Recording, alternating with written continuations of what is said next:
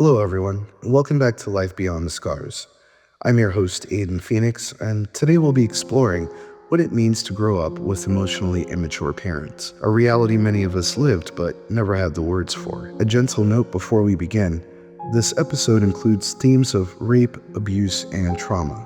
Please take care of yourself as you listen. I want to begin with a memory that shaped the way I saw my mother and myself at a very young age. When I was 5, I woke from a nap and walked in on my mother cheating with a man while my father was out. The moment she saw me, everything stopped and he quickly left. My mother told me something then I couldn't understand at that age. He raped me.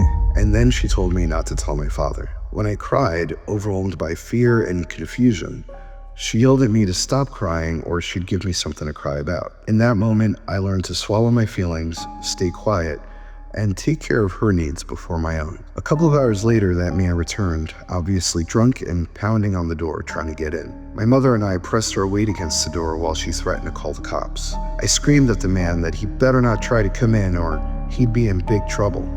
I meant to throw my toys at him. After a few minutes of what seemed like hours, he finally left, but in my 5-year-old mind, a message took root. She needed protection, and I believed it was up to me to provide it. That night became one of my first core memories, and from then on, life became about her, managing her moods, avoiding her anger, bracing for the unpredictable. With her mental health struggles and addictions, there was very little space for me to simply be a child. After the divorce, she often threatened to harm herself. Weeks would pass where we barely saw her.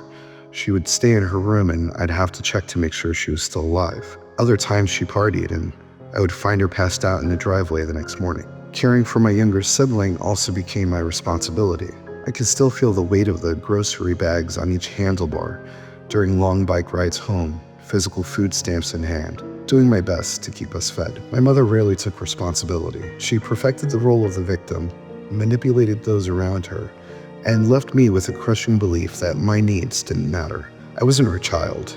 I was her caretaker, her therapist, her property. That rejection shaped me in ways I'm still healing today. Psychologist Dr. Lindsay C. Gibson gave me language for what so many of us lived. In Adult Children of Emotionally Immature Parents, she describes parents who cannot connect with their children on a deep emotional level. They may look functional from the outside, holding jobs, paying bills, but emotionally they are preoccupied with their own fears, impulses, and comfort. Instead of offering steady care, they pull their children into their inner storms. Emotional immaturity can wear different faces. Some parents are ruled by their feelings, unpredictable, dramatic, quick to overwhelm. Others are driven, obsessed with achievement and appearances, but unable to slow down long enough to truly connect. Some are passive, avoiding responsibility and letting others carry the weight. And some are rejecting, irritated by their children's needs and eager to push them away. Many of us know a mix of these patterns under one roof. Hearing this language doesn't excuse harm, but it helps explain why love felt conditional and chaos felt constant. Here's the part that cuts the deepest. As children, we assume it's our fault.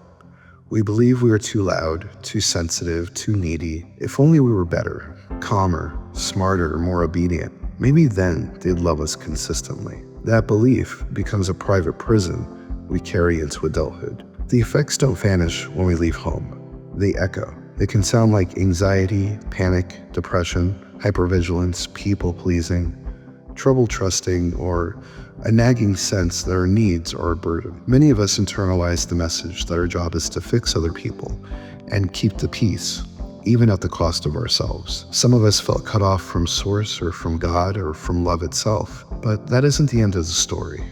Healing is possible. Healing begins with recognition.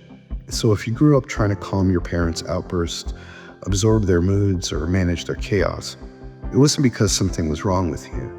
It was because your parent was emotionally immature. Naming that truth doesn't erase the past, but it releases you from the lie that you were the problem. The next step is validation. Many of us were trained to distrust our feelings or minimize them. Healing means giving yourself permission to feel again. Feel the fear, feel the anger, sadness, or relief, and to trust what your body and your heart are telling you. Your feelings are information. They point to what needs care. Another step is letting go of the rescue fantasy. So many of us carried the hope that if we found the perfect words or behaved perfectly, we could finally unlock steady love from an unsteady parent. Gibson is clear. You cannot heal them. Your work is to reclaim your life force and to direct it toward yourself. That isn't abandonment, it's alignment. Then there are boundaries. For some, this means reducing contact with a parent who still harms you. For others, it means creating strong internal boundaries, choosing not to engage in familiar cycles, refusing to explain yourself endlessly, declining invitations into drama. Boundaries are not cruelty, they are protection and clarity. They create the safe space that you didn't have. Reparenting yourself is the ongoing practice that rebuilds what was missing.